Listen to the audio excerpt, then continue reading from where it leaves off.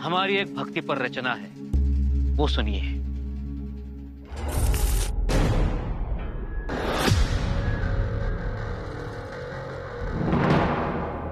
तुम पंडित हो? जी हाँ। कौन कहेगा तुम लोगों को पंडित? मूर्ख लोग हो, खुद को पंडित कहते हो और इतना भी नहीं जानते कि किसकी तारीफ करनी चाहिए, किस पर कविता लिखनी चाहिए। जनाब अमलदार जी, प्रशंसा तो विद्वानों की होती है और जो शूरवीर हो। खामोश! मुगल सल्तनत में रहते हो, मुगलों के दिए हुए टुकड़ों पर पलते हो और तारीफ बाज लोगों की करते हो। इतने सारे सपने आंखों में संजो कर मैं यहां आया था। जाने दो, कौवे तो सब जगह काले ही होते हैं, मुगल हो या स्वराज। कृष्ण कृष्ण का जाप करते करते मैं स्वराज स्वराज का जाप करने लगा था, लेकिन यहां स्वराज में आके देखा तो स्वराज है कहां। मुझे तो ये कंस की मथुरा नजर आती है।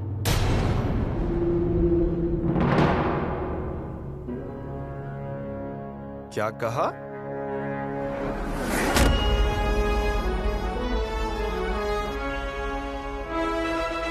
मैं अपनी बात पर अटल हूं कि तुम्हारे स्वराज्य में और कंस की मथुरा में कोई अंतर नहीं। फिर यहाँ कंस को मिलने आया हो क्या? शंभू राजे को मिलने आया हूं।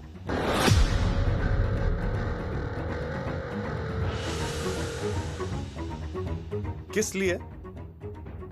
कारण मथुरा के पंडित केशव पंत जी ने मुझे एक कहानी सुनाई थी। 9 साल के बालक शिवानंदन की कहानी। 9 साल की उम्र में क्या बुद्धिमत्ता, क्या साहस, क्या तलवार की सफाई, स्त्री दाक्षिण्य और क्या अतुलनीय पितृ प्रेम। क्या क्या कहा था उन्होंने मुझे। वेदो नारायण गागा भट्ट ने अपना ग्रंथराज समय ने जिनको अर्पित किया था, उन कवि शंभू राजे को मिलने एक कवि के नाते मैं यहाँ आया हूँ। ऐसा क्या? कवि हैं आप? कविता लिखते हैं? जी, कविता लिखता हूँ। अरे मैंने आपके चौकीदार को कविता सुनाई, तब जाके उसे भरोसा हुआ और उसने मुझे मुक्त कर दिया। पांडुरंग पांडुरंग, मतलब कि आपने चौकीदार को कविता सुनाई और उसे वो पसंद आई। मतलब मंजे हुए कवि लगते हो? जी, कोई शक नहीं। क्या नाम क्या बताया? कलश।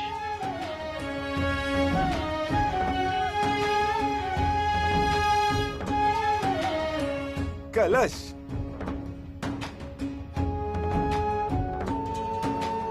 कलश भरा हुआ है या खाली? भरा हुआ। क्या है कलश में? पै। पै? गाय के कि बकरे के? पै मतलब दूध नहीं, वार। वार? कौन सा वार? आइतवार, बिस्तरवार का? वार मतलब अमृत। कौन सा अमृत? समुद्र मंथन से निकला अमृत या अधरामृत? अमृत मतलब पानी। चक्र पानी की पिनाक पानी? ना चक्र पानी ना पिनाक पानी, जल, पीने का जल।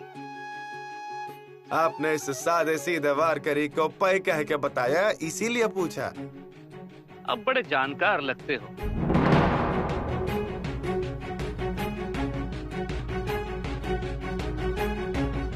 आप केवल पांडुरंग के भक्त नहीं हो सकते, पंडित हो, ज्ञानी हो। कुछ ही पलों में आपके ज्ञान का कायल हो गया हूं मैं। अब हो कौन? मैं एक साधा सैनिक ही तो हूँ। कीर्तन प्रवचन सुनता हूँ, नामा तुका एका चौका को सुनता हूँ, इसीलिए इतनी जानकारी है। असंभव। आप मेरी परीक्षा ले रहे थे। ज्ञानी महापंडित हो आप। अच्छा अच्छा अच्छा अच्छा, पंडित तो बिल्कुल भी नहीं हूँ। कभी कभार एक आधा भांग लिख लेता हूँ और दिखाता हूँ युवराज को, वो भी सुन लेते हैं, खुश होते हैं। क्या? आपकी रचना युवराज खुद सुनते हैं? अहो भाग्यम। उनका ही तो शिष्य हूँ मैं। इसलिए ऐसा कुछ लिख पाता हूँ बस। शिष्य अगर इतना तेजस्वी और पंडित हो तो गुरु का क्या कहना? वो खुद मत पूछिए। कैसा है, आपको भी मिलवा देता, लेकिन आप जा रहे हो ना नाराज होकर। देखते हैं फिर कभी हुआ तो। जी जी नहीं नहीं, मैं अभी रुकना चाहता हूँ, मुझे युवराज से मिलना है। मिलना है जी। लेकिन क्या फायदा, कहते हैं ना कौवे तो हर जगह काले ही होते। देखिए, तब मैं नाराज था, गुस्से में था, इसलिए मैंने बोल दिया, गलती हो गई। कौवा काला हो या ना हो, मुझे उससे क्या, मुझे तो राजहंस से मिलना है। ऐसा? फिर मिलाता हूँ आपको राजहंस से। सच में बड़ी मेहरबानी होगी। लेकिन क्या युवराज मेरी कविता सुनेंगे? हाँ बिल्कुल सुनेंगे, और खुश हुए तो इनाम भी देंगे। सच? हाँ, लेकिन युवराज जो भी देंगे उसका आधा हिस्सा मुझे देना पड़ेगा। जी जरूर दूंगा, मैं आपको आधा हिस्सा दे दूंगा। नहीं नहीं, ऐसे नहीं, वचन दो मुझे। मैं वचन देता हूँ, मुझे जो भी कुछ मिलेगा उसका आधा मैं आपको दे दूंगा।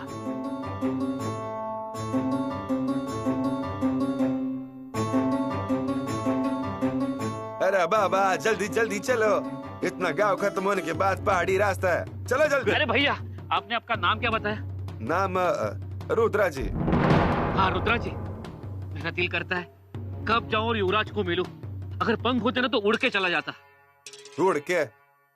बाबा एक बात ध्यान में रखो, दूर से पर्वत भी अच्छे लगते हैं, जब पास जाते हैं ना तब पता चलता है। क्या कहना क्या चाहते हो आप? देखो, सिक्के के कैसे दो पहलू होते हैं, वैसे ही मैंने सिर्फ युवराज की अच्छी बातें बताई हैं, दूसरी बाजू कहाँ बताई? मतलब? अब शिष्य गुरु के बारे में क्या बताएंगे बताओ। हाँ लेकिन लोग कहते हैं युवराज बहुत ही गुस्से वाले हैं। अब विचारिए, वो कभी भी घोड़े पर चढ़ते हैं और फिर कहीं भी चले जाते हैं, बहुत अलग बातें हैं। आप क्या बात कर रहे हो? अब शिष्य गुरु के बारे में क्या बोले? कुछ मत बताना। अरे जिसने बुद्धभूषण जैसा ग्रंथ लिखा है वो धैर्यवान ही हो सकता है, क्रोधी नहीं। और वेदो नारायण गागा भट्ट किसी साधारण व्यक्ति को अपना ग्रंथ अर्पित नहीं करेंगे। देखिए, मैंने जो सच है वो आपको बताया, अब आप खुद ही देख लीजिए।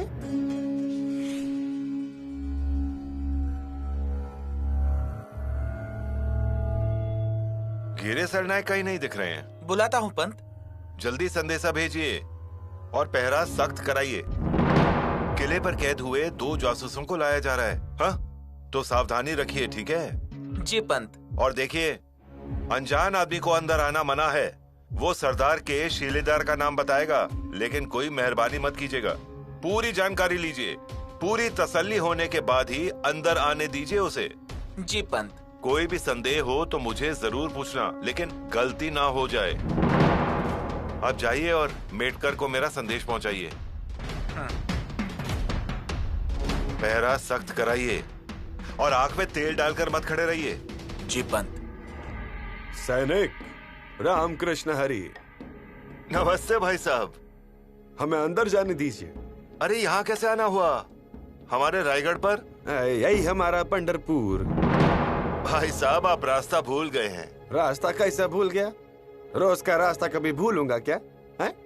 रास्ता ये भूल गया, मंदिर ये हंसा, भगवान भी फंस गए पंढरपुर में। रहने दो भाई साहब, अब कीर्तन मत शुरू कीजिए।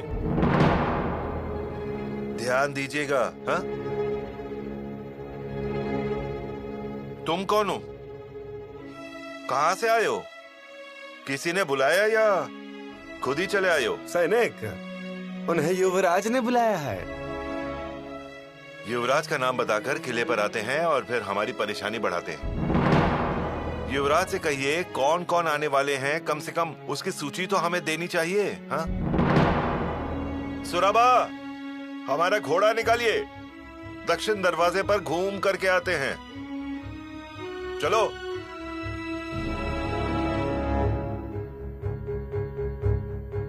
तुम तो बड़ी बड़ी बातें करते थे, या कोई नहीं पहचानता तुम्हें? मैं रायगढ़ का ही वार करी हूँ, सब लोग पहचानते हैं। बातें मत बनाओ, एक आदमी तक नहीं पहचानता तुम्हें। अब हमें विश्वास नहीं होता कि तुम मेरी और शंभूराज जी की भेंट करवाओगे। कविराज, मुझ पर भरोसा रखिए, सुनिए मेरी बात। ज्योत्या भाई, राम कृष्ण हरि। युवराज को मिलना चाहते हैं ये, है ना युवराज? युवराज, हम भी मिलने वाले हैं युवराज को। पहले इन्हें तो लेकर जाइए, जाइए।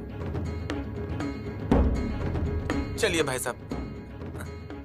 अजी, मेरा आधा हिस्सा ध्यान में है ना? हाँ हाँ ठीक है, मैं आधा हिस्सा जरूर दूंगा, लेकिन पहले शंभूराज जी तो मिलने दो। ठीक है जी, आधा हिस्सा लेने के वक्त ही सामने आएंगे, उतना ध्यान में रखिएगा। जुबान का पक्का हूँ, माँ सरस्वती का पुत्र हूँ, फंसाऊंगा नहीं। एक बार मुलाकात होने दो। मथुरा से रायगढ़ तक आते आते हमने एक कविता लिखी है शंभूराजे पर, वो उन्हें दिखानी है। अब हम बेताब हो गए। माऊली, आप जानते नहीं हो आपने मेरे ऊपर कितना बड़ा एहसान किया है। आता हूं। पांडुरंग पांडुरंग।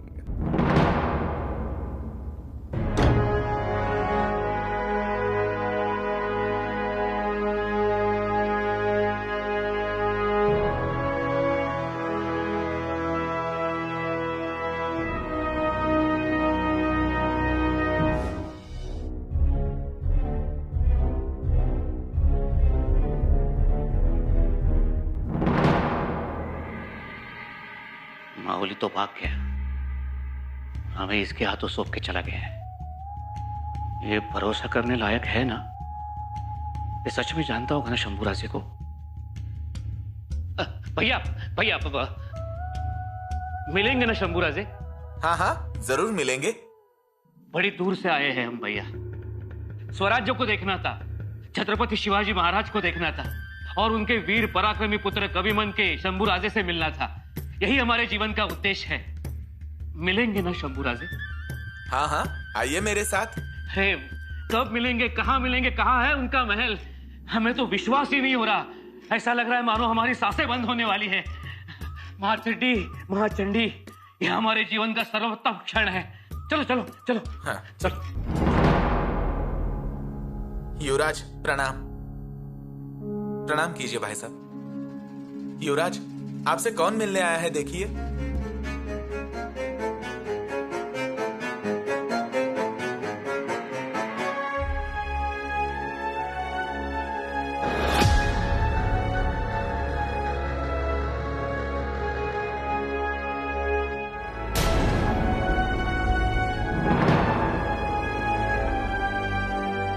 शंभू, शंभू, शंभू साचे, खूब लड़ोगे जंग,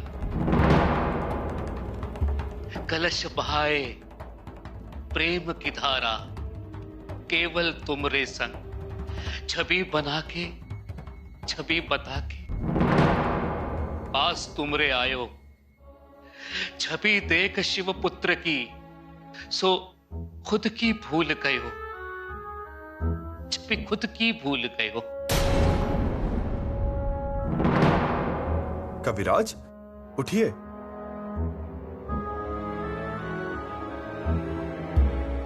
पधारिए। वाह, अप्रतिम, बहुत खूब। हमने आज तक ऐसी कविता नहीं सुनी। आपको पसंद है? भाग्य मेरे। कैसे करते हैं ऐसी कविता? आपका तेजस्वी रूप देखा, मां सरस्वती ने हृदय की तार छेड़ दी। अपने आप मुख से शब्द निकलने लगे। सच्चे कवि हैं आप। आज हम बहुत खुश हुए। हम आपके शब्दों की प्रतिभा की कदर करना चाहते हैं। बताइए, क्या इनाम दें आपको? नहीं नहीं, मुझे कुछ नहीं चाहिए। आपके दर्शन हुए, मैं आपको कविता सुना पाया, भाग्य है मेरा। कवि महाशय, आप चाहो या ना चाहो, हमें तो आपको उपहार देना ही है। पर रायगढ़ से कोई खाली हाथ लौट जाए, ये हमें तो क्या, हमारे आबा साहब को भी पसंद नहीं आएगा। बताइए, क्या उपहार चाहिए? राजे, आप आपके दर्शन हो गए, आपने मेरी कविता सुन ली। इस जन्म में 7 स्वर्ग पा लिए मैंने, और इस सुख के सामने यह लोक का कोई भी सुख क्षुद्र है। ठीक है, हम आपको ऐसा इनाम देंगे जिसे पाने के लिए देवता भी मनुष्य का अवतार लेना चाहेंगे। जी मैं समझा नहीं।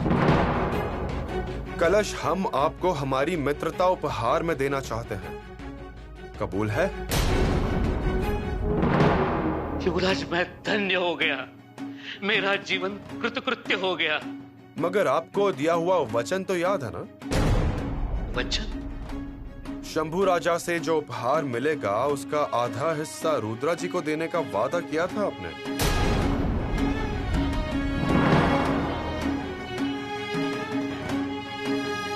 रुद्रा जी, आप शंभू राजे?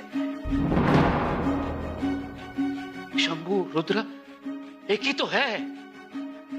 क्षमा करें युवराज, अनजाने में मैंने आपको क्या क्या कह दिया, आप पर गुस्सा किया, आपको स्पर्श किया मैंने, क्षमा करें। आपके लिए जो कविताओं का ग्रंथ लाया था, मैंने आपको छूने तक नहीं दिया उसको, क्षमा करें।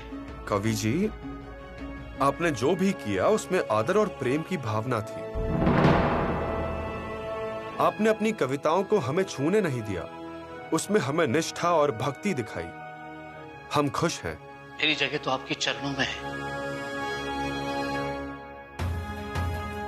मित्र की जगह चरणों में नहीं, हृदय में होती है।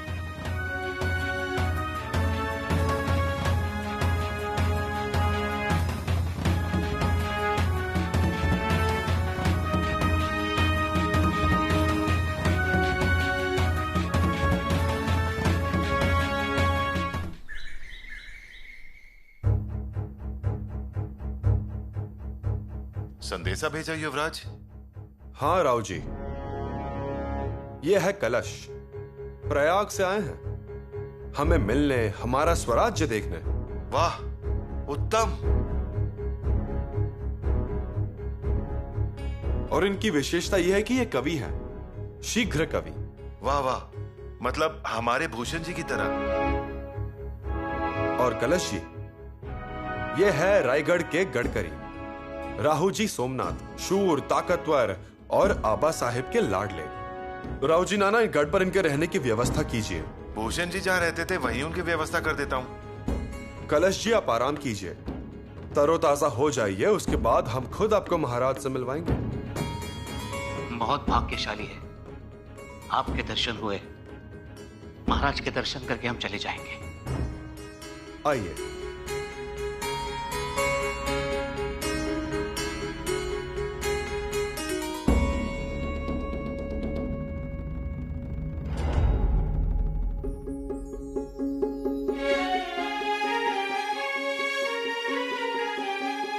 महाराज दक्षिण मुहिम को जाने की तैयारी कर रहे हैं, इसलिए एक बात करनी थी आपसे। बोलिए। दक्षिण मुहिम पर आप भागानगर की तरफ जा रहे हैं, ऐसे मैंने सुना। अगर हो सके तो शैल पर्वत पर जाएंगे, दर्शन से बड़ा फायदा होगा। ठीक है, ये बात हम जरूर ध्यान में रखेंगे।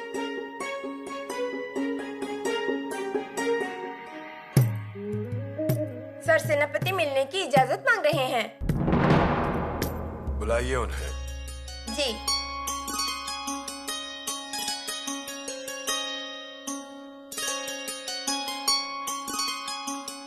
नमस्कार महाराज।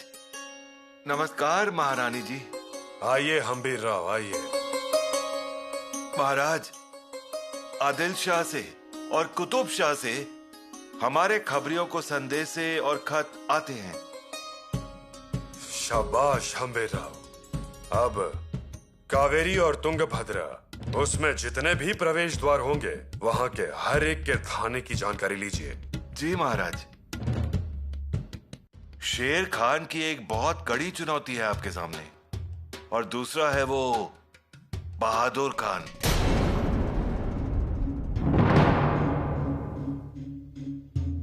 उस पर भी हम इलाज ढूंढ ही लेंगे। हम्बीर राव, उसके साथ हमारा भाई है व्यंको जी राजा, उनकी भी जानकारी रखिएगा। उनकी हर कोई जानकारी हमें मिलनी चाहिए। महाराज जी, उन पर रघुनाथ पंत जी बराबर नजर रखे हुए हैं और वही हमें जानकारी दे रहे हैं।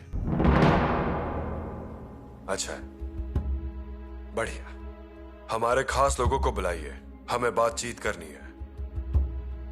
कहीं कुछ जरूरी बात है क्या? जी महारानी, दक्षिण मुहिम का नेतृत्व कौन करेगा, इस बारे में बात करनी है। पर महाराज, आपके सिवा और कौन संभालेगा इस फौज का सारा कारोबार? ये घोड़दल या पायदल? वो तय करेंगे, लेकिन इस मुहिम में हम सिर्फ पालकी में बैठे रहेंगे, दूर से नजर रखेंगे बस। लेकिन महाराज, मुहिम आपकी है। अगर जीतेंगे तो आपके नेतृत्व से। महारानी, अब नए आदमी तैयार होने चाहिए। महाराज माफ कीजिएगा, आदमी क्या 5 की जगह 50 मिलेंगे हमें? पर उनमें आपकी बात थोड़ी होगी। हमारा इरादा पक्का है, नेतृत्व बदल होगा ही। लेकिन महाराज, इस मुहिम की जिम्मेदारी आप किस पर सौंपने वाले हैं? वो बातचीत से तय होगा। लेकिन महारानी, हम हमेशा से ही ये मानते हैं कि अपने साथ हुआ हर आदमी ऊंचा होना चाहिए। अगर वो ऊंचा नहीं हुआ तो हम छोटे हुए, ऐसा समझो। इसीलिए नेतृत्व बदल। और पंत, कौन सा गणित कर रहे हैं? सूची फिर से जांच रहा हूँ पंत जी, और एक बार फौज निकली तो उसके बाद ये काम रह जाता है ना। राहु जी सोमनाथ, फौज निकलने में और धूल उड़ने में थोड़ा समय है, और आगे की कार्यक्रम की जानकारी भी मेरे पास ही है। और मुहिम पे जाएगा कौन, कौन नहीं, ये अभी तक तय नहीं हुआ है। पंत, आप ही जा रहे हैं ना? मैं? हाँ। बेशक बेशक जाने के लिए तैयार हूँ। फिर हम भी तैयार हैं जिम्मेदारी लेने के लिए।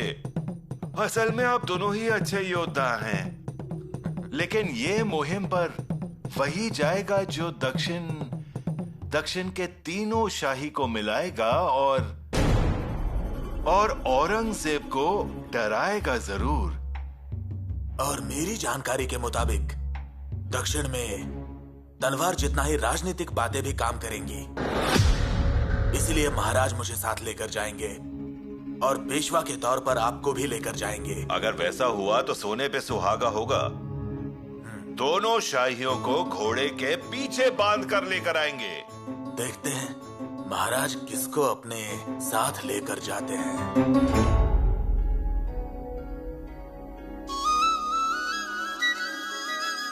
जीत हमारी गोदी में बैठी हो तो उसे उठाने के लिए बहुत लोग लगते हैं। लेकिन जीत कोई मक्खी नहीं है कि अभी गोदी में बैठी और फिर उड़ गई। यीशु, आप सोचती हैं कि हम सोचते हैं कि दक्षिण मुहिम का नेतृत्व आपको ही मिलेगा। हमें मान मिल जाए, ये उसके पीछे की आपकी आशा। पर यीशु, वास्तव वैसा नहीं है। बहुत काबिल लोग तैयार हैं। पिताश्री ने नेतृत्व बदल करना तय किया तो बहुत जन तैयारी में होंगे।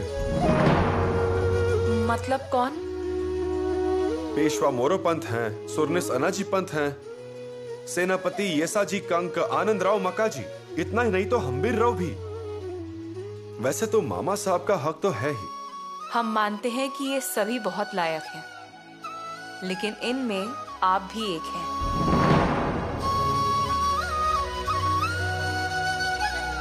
आपको ऐसा लगता होगा, लेकिन मुश्किल है ये। अगर काबिलियत होगी तो ही पिताश्री चुनेंगे। इसका मतलब अजिंक्य तारा पर जो भी हुआ वो भूल गए आप? पिताश्री ने क्या कहा था? मुहिम की तैयारी कीजिए। आप आगे रहेंगे और हम पीछे पालकी में बैठेंगे। कहा था ना आपसे? कहा था, पर तब युवराज की ये राजनीति है, और राजनीति आसमान के बादलों जैसे होती है। जैसी हवा बहती है वैसे बादलों का आकार बदलता है। देखने में दिखता है खरगोश, लेकिन थोड़ी ही देर में वहां बिल्ली दिखने लगती है। लगने में लगते हैं भगवान, लेकिन बस थोड़ी ही देर में वहां शैतान भी दिखाई देने लग जाता है, लगता है ना? इसीलिए राजनीति में पहले कहा हुआ पकड़कर बैठना सही नहीं होता। मगर फिर भी हमें लगता है और कि... यीशु वैसे भी हमारे दिल में नेतृत्व की बात नहीं। और अगर मौका मिला तो उसको निभाने की हिम्मत तो रखते ही हैं। फिर ठीक है। यीशु हमारी बहुत ही सीधी साधी चाह है। हम तलवारबाजी करें और उससे पिताश्री देखें। हम शत्रु को मात दें और रात को छावनी में पिताश्री हमारी तारीफ करें। युवराज, यीशु युवराज से भी अच्छा है पिताश्री का सैनिक बनकर रहना। यह शब्द ज्यादा जादुई है।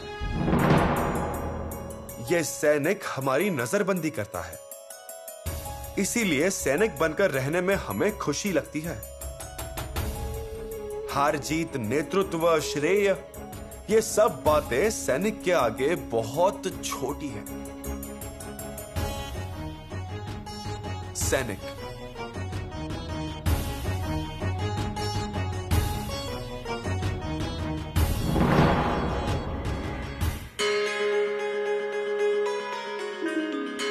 युवराज,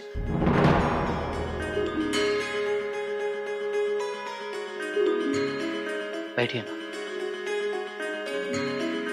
कैसे हैं आप रायगढ़ भाया? बहुत भाया युवराज, मानो कि सपना पूरा हो गया।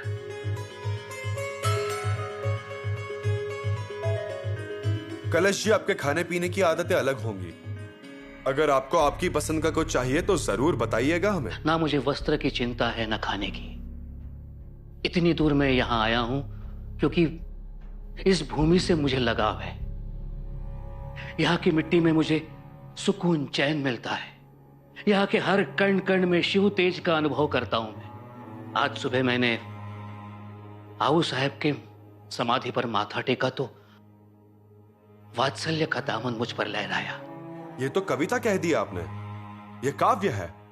युवराज, रायगढ़ पर एक कविता लिखी है, सुनाओ? जरूर।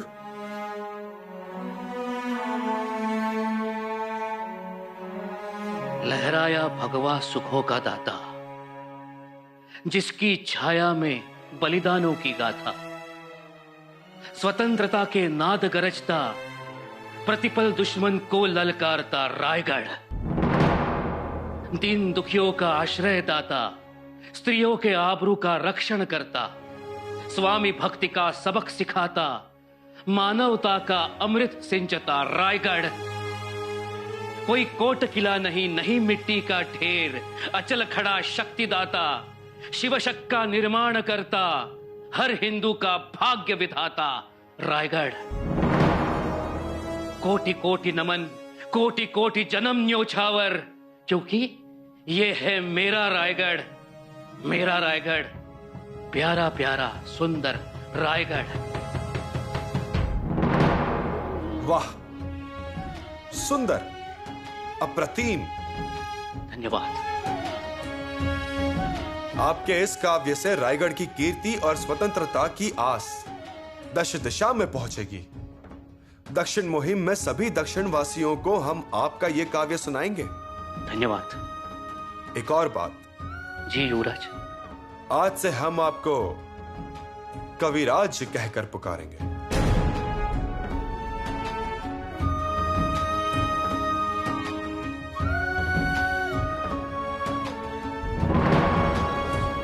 तय किए हुए दिन पर फौज निकलेगी, उसमें कोई भी बदलाव नहीं होगा। ये मुहिम बड़ी तो है ही, पर उसके साथ इसकी अवधि भी बड़ी है। तो आप सब अपनी अपनी जिम्मेदारियां ठीक से समझ लीजिए। पेशवा मोरोपंत पिंगले, हम दक्षिण की ओर रवाना होने के बाद तुरंत ही आप खानदेश और बागलांड यहां पर आक्रमण कीजिए। जी। उसका डर बुरहानपुर पर बैठना चाहिए। जी महाराज। मुहिम पूरी होते ही हमें जानकारी दीजिएगा और आप रायगढ़ लौट आइएगा।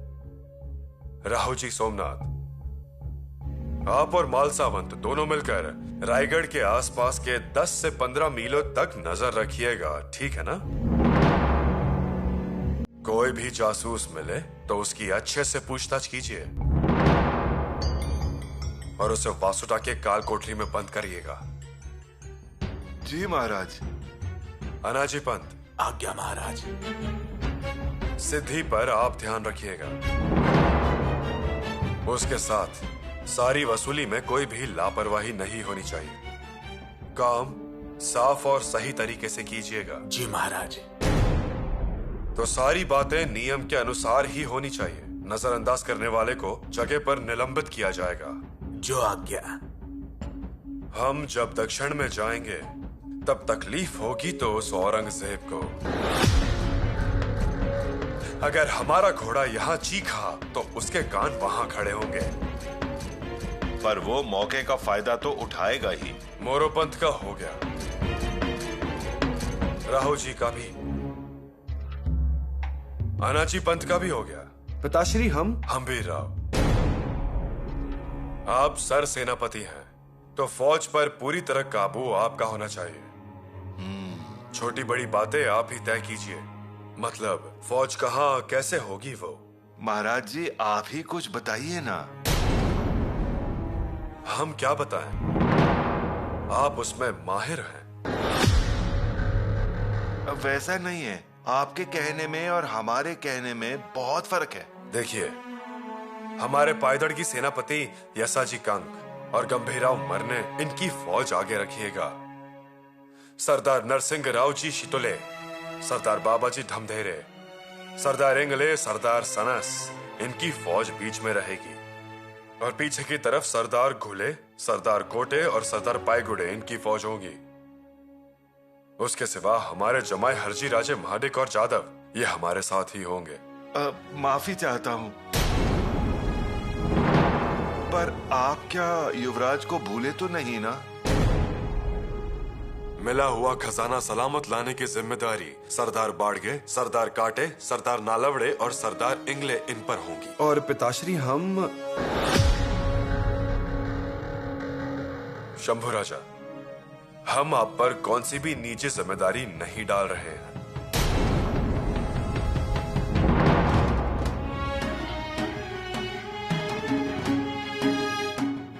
आप पर बस एक ही जिम्मेदारी है, दक्षिण दिग्विजय का नेतृत्व।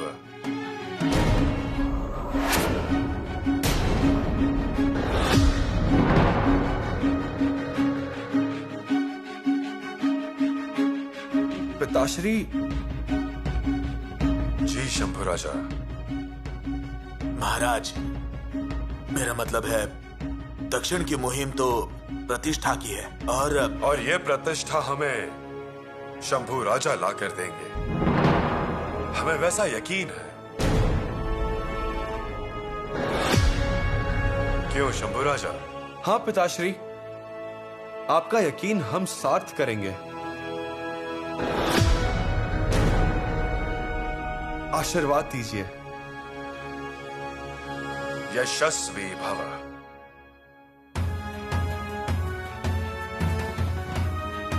है क्या है ही। अब आप सब लोग देखिए, महाराज जी का ये शेर अब तो दक्षिण पर विजय करके ही लौटेगा।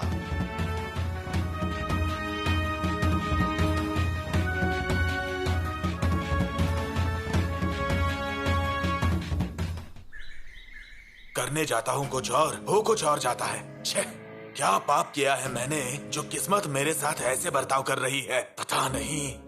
क्या हुआ? पानी लीजिए। ठंडा है ना? हाँ। डाल दो मेरे सर पर। आज कुछ आपके मन के विरुद्ध हुआ क्या? हाँ, दक्षिण मुहिम के नेतृत्व की ध्वजा शंभू राजा के हाथ में दी गई। अरे पर अच्छा ही हुआ। इसमें क्या अच्छा हुआ? कुछ समझती हो तुम? माफ कीजिए, लेकिन ये गुस्सा किसके लिए?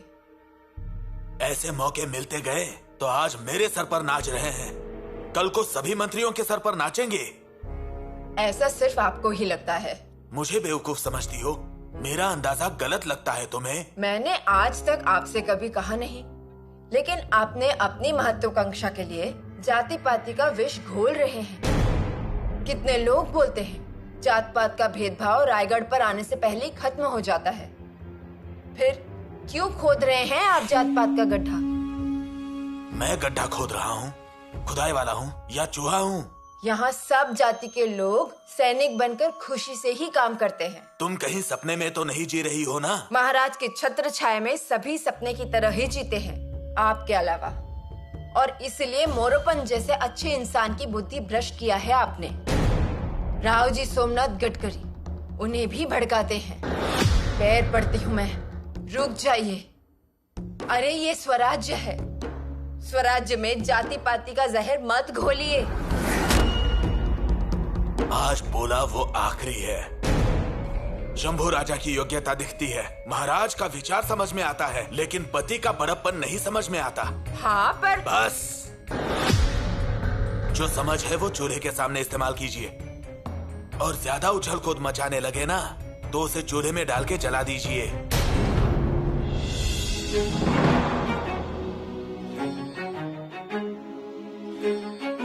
युवराज, आपकी बातें सच हुई, आपका अंदाजा सही निकला।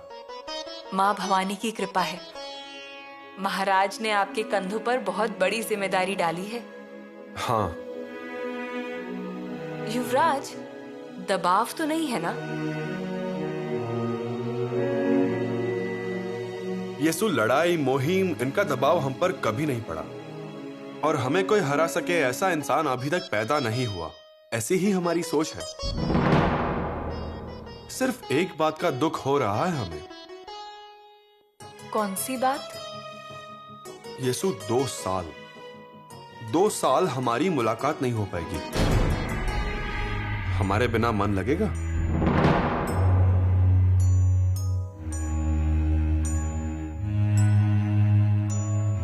बिल्कुल भी नहीं। फिर क्या? आपकी इतनी सारी यादें तो हैं। उन्हीं यादों के साथ हम खुश रह सकते हैं। उससे जुदाई का दर्द कम होगा? युवराज, ये जुदाई है लेकिन खुशी देने वाली। ये जुदाई है लेकिन जोश देने वाली। ये जुदाई तो है लेकिन अपने पति के साहस को बढ़ाने वाली। आप हमारी जुदाई की चिंता मत कीजिए। इसी दिन के लिए तो हमने भगवान से मन्नतें मांगी थी। इसी पल के लिए हमने माँ भवानी के लिए उपवास रखे थे। जगदीश्वर के मंदिर में रोज दिया जलाया करते थे, इसीलिए कि एक दिन हम हमारे जीवन में इस अवसर को देख पाएंगे। येसु, छत्रपति की बहू है हम। हमें प्यारी है दुश्मनों के खून से लाल हुई आपकी तलवार। हमें गर्व होगा आपके सीने के घाव देखकर। हमें सुकून मिलेगा युद्ध भूमि पर आपका रौद्र रूप देखकर, जब चारों ओर आपके नाम का जयकारा होगा। येसु, आप पूरी तरह से पिताश्री की बहू और रानी माँ की पोती जचती हैं। जानते हैं, और रानी माँ की जुदाई के आगे ये जुदाई कुछ भी नहीं है। और युवराज, ये 2 साल यूं ही निकल जाएंगे, और हम दोनों में वक्त का हिसाब कहाँ है? आपके साथ बिताए 2 पल 2 साल जितने बड़े हैं, और जुदाई के 2 साल बस 2 क्षण जितने। और हम आपको रोज की खबर पहुंचाने की सुविधा कर रहे हैं। हमें बस एक ही खबर भेजिएगा। दक्षिण मुहिम पर फतेह हासिल कर युवराज रायगढ़ की ओर आ रहे हैं। हमें और कुछ भी नहीं चाहिए। क्या हुआ पंत? भंवर की तरह एक जगह पर ही चक्कर लगाए जा रहे हो? हाँ, क्या है वो खुलकर बताइए ना। आप तो सरसेनापति है ना? अरे ये बात तो बच्चे से लेकर बूढ़े तक और हल से लेकर पहाड़ी तक कोई भी बता देगा आपको। वही तो बोल रहा हूं मैं, कोई भी बता देगा। स्वराज्य के लिए हमने कितनी मेहनत की है। सरसेनापति के तौर पे आपने और सुरनीस के तौर पर हमने इस स्वराज्य निर्माण के समय महाराज के कंधे से कंधा मिला के खड़ा रहा। फिर ना कौन कह रहे हैं? ना तो कोई नहीं कह रहा, लेकिन हाँ भी तो नहीं कहता। देखो, फिर से आप भंवर की तरह चक्कर लगा रहे हैं। कैसे बताऊं, समझ नहीं पा रहा। अजी, मेरा इतनी लड़ाइयों का अनुभव, ऊपर से महाराज के प्रति निष्ठा, इतना सब कुछ होते हुए महाराज ने नेतृत्व किसको सौंपा? युवराज को। अच्छा अच्छा, मतलब ये दुख है आपका। लेकिन नया नेतृत्व हुआ तो भी वो स्वराज के वारिस ही तो हैं। ये भूलकर कैसे चलेगा आपको? और अगर शंभू राजे ने नेतृत्व किया मतलब वो और फौज खड़ी करके अपनी योग्यता को सिद्ध करे, ऐसा लगता है क्या महाराज जी को? लेकिन हम क्या करेंगे? मैं स्वराज्य की जमीन नापता हूँ और आप सरसेनापति के तौर पे सिर्फ वर्जिश करते रहिए शंभू राजा के साथ। नहीं, मैं शंभू राजा से गुस्सा नहीं हूँ। कल का निर्णय सही था, लेकिन इस सब में हमने क्या किया है? हमने वाहवाही की, तालियां बजाई, बस हो गया।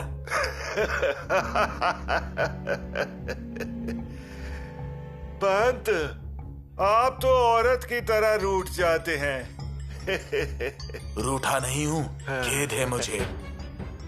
मुझे मुझसे ज्यादा आपका अपमान दिखता है इसमें। अजी सर सेनापति के तौर पे ये मुहिम आपको देना बहुमान रहता, लेकिन हुआ कुछ अलग ही। अरे पंत, मैंने क्या किया और शंभू राजे ने भी क्या किया? किसी को तो नेतृत्व करना पड़ेगा ना। और मामा होने के नाते हम हैं ना भांजे के पीछे खड़े। जानता हूँ कल को शंभू राजा का निर्णय आपको सही नहीं लगा तो? वैसे भी कितना भी कुछ भी हो, अनुभव का प्रशिक्षण बहुत बड़ा होता है। अजय प्रताप राव गुजर के बाद आप ये सब कुछ संभाल रहे हैं। आसान था क्या ये? लेकिन आपने कर दिखाया। इसीलिए लगता है कम से कम इस अनुभव के बारे में सोचकर आपको नेतृत्व देना चाहिए था महाराज ने। पंत, पहले आप क्या सूरज को रोशनी देते थे? नेतृत्व के बजाय सफलता महत्वपूर्ण है। शंभू राजे ने नेतृत्व किया तो भी सफलता मिलेगी, ये हमें पूरा विश्वास है। महाराज जी की शिक्षा ही है ये। नेतृत्व करने वाला भी सैनिक और नेतृत्व के नीचे लड़ने वाला भी सैनिक। हमें सैनिक बनकर ही लड़ते रहना है। स्वराज का सैनिक, स्वराज के लिए।